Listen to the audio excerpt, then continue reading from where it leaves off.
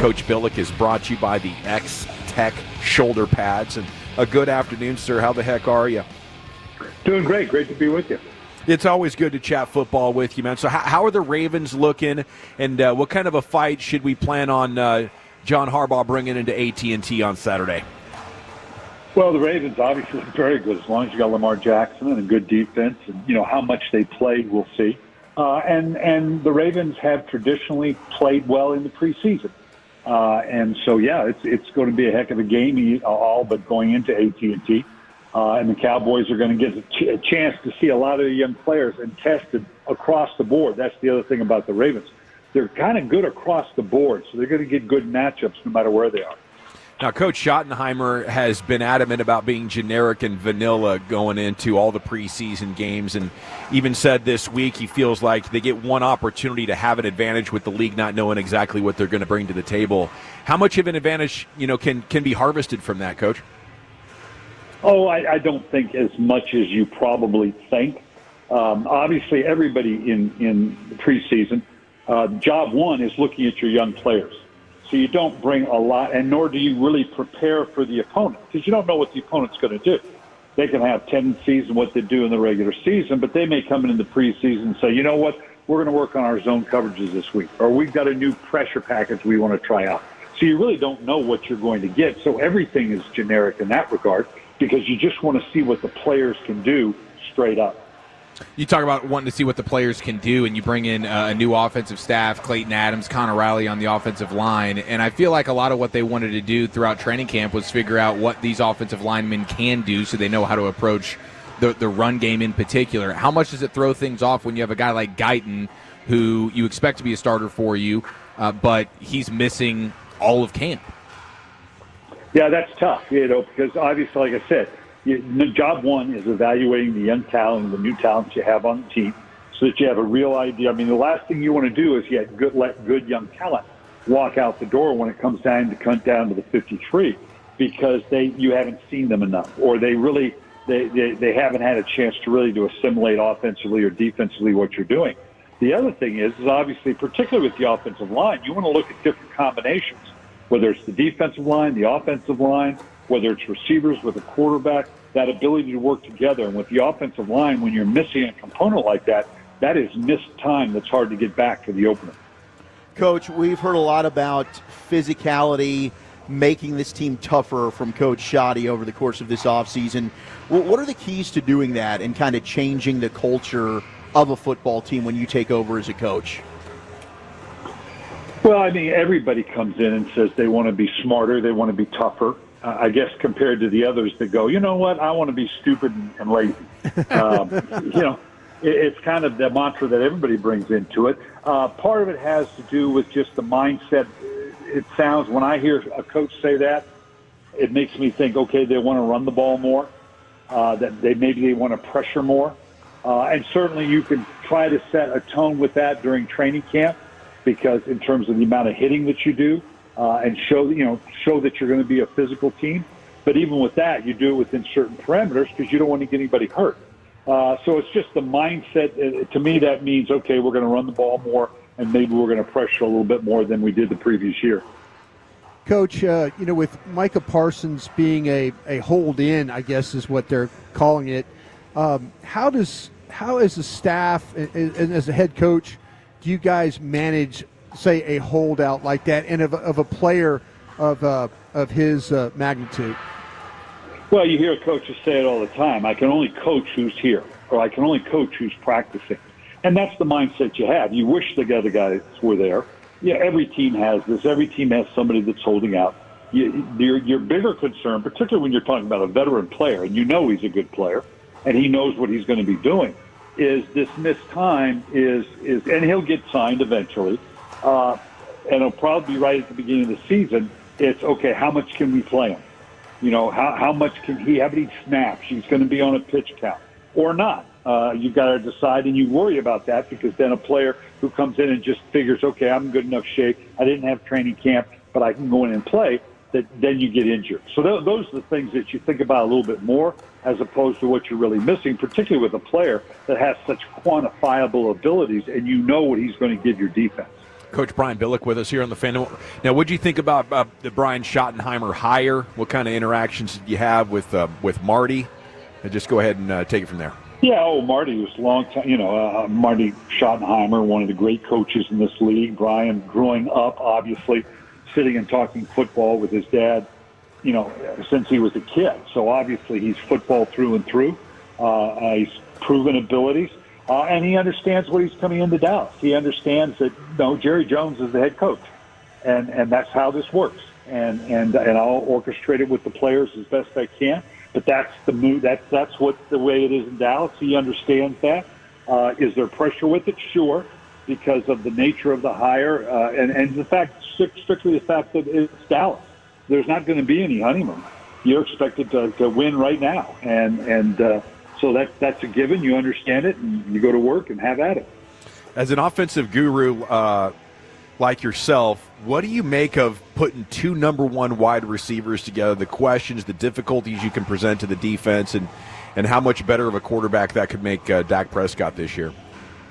Well, anytime you can present that kind of multiple threat. When we, way back with the Vikings, the challenges the defense has had when they, on one side I got Randy Moss, on the other side I had Chris Carter. And, oh, by the way, I've got a heck of a running back in there in case you want to double up on both those guys. So, yeah, you can kind of dictate to the defense what they can do, waiting for those one-on-one matchups. So, particularly if those are going to perform at that level, that's going to give Dak Prescott a lot of opportunities that when they do want to go one-on-one, he knows where he can go with the ball. Super Bowl champion Brian Billick with us here in the GBAG Nation. You brought up your 98 Vikings. We've just seen all these quarter-century teams, like the best team of the last 25 years. All these lists are coming out. The 07 Patriots were number one on most lists that we saw. But I look at your 1998 Vikings as the best team that never won a Super Bowl, Coach. How do you think that 98 Viking squad would have fared against the 07 Patriots? Well, I'm biased. But, yeah, that was a pretty talented group. You just talked about it. It was a team, particularly offensively, that we had an answer for whatever you wanted to do. When you have a Randy Moss and that Chris Carter, we had Jake Reed was the other receiver, Andrew Glover at tight end. We had a running back with Robert Smith and Leroy Horde. We had an outstanding offensive line led by Hall of Famer Randall McDaniel. Dynamic play at the quarterback position. Whatever it is you want to do and come in and do defensively, we had an answer for it. And that was a very, very special group, as it was obviously with the Patriots and Tom Brady leading that group and what they were able to do. But that 98 Viking team, that was probably one of the most talented offenses that we've seen in the league. You coach Ray Lewis. We know him for being one of the greatest players in NFL history, but also probably the one seed for team speeches, pregame, in-game, post-game. Was there ever a close second in your career for a guy that could really get the guys fired up and ready to run through a wall? No, Ray was pretty good. Ray just had, and the reason he was good, it was not just the speech and the rah-rah and who let the dogs out and all that stuff. It was because Ray, what you saw on Sunday, you got from Ray every single day, every single meeting, every single workout. So that really challenges the players to keep up with him. And so what you saw on Sunday, and that was just the culmination of this is what we've done all week. Now it's time to perform. And what an asset as a coach it is to have a player that can lead that way, and not so much lead, but that the players will follow and want to live up to that lead and follow what he has to say. So yeah, pretty special. I remember when I originally got to Baltimore, they used to have the introductions, and Ray would do his thing, and then they'd introduce me, and I go, no, we're not doing that anymore. I mean, there's kind of you don't follow kids, you don't follow dog acts, and you don't follow Ray Lewis out of the phone. Would he do? Did he do the baby oil thing? Would he be? It seemed like he was always just lathered up, man, and just shining before the game even started, or maybe he had already just worked up a crazy sweat. No, there was an intensity about him that was very, very genuine. And you see a lot of guys do it, and it's kind of manufactured. You got to understand with Ray, that was to the marrow. I mean, that was him down to the marrow, and that's what made him so special. Cowboys talking about better leadership, better culture, more toughness, three things that Ray really epitomized. Can you develop that, or do you have to draft it, or to what extent can you coach it? No, I don't know that you can coach it. You can certainly give it a platform, and that's the key.